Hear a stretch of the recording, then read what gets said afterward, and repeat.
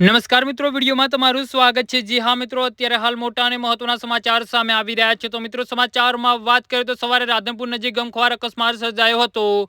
એક સાથે 5 વાહનો ટકરાતા 4 લોકોના મોત નીપજ્યા છે, જ્યારે 10 લોકો ઇજાગ્રસ્ત થયા છે। તો બીજી બાજુ મોતનો આંક વધી શકે તેવી શક્યતા વ્યક્ત કરવામાં આવી રહી છે। ઘટનાના પગલે સ્થાનિકો અને પોલીસ દ્વારા બચાવ કામગીરી હાથ ધરવામાં આવી છે અને ઇજાગ્રસ્તોને તાત્કાલિક સારવાર અર્થે હોસ્પિટલ ખસેડવામાં આવ્યા છે। જી હા મિત્રો, અત્યારે હાલ મોટા અને દુઃખદ સમાચાર સામે આવી રહ્યા છે।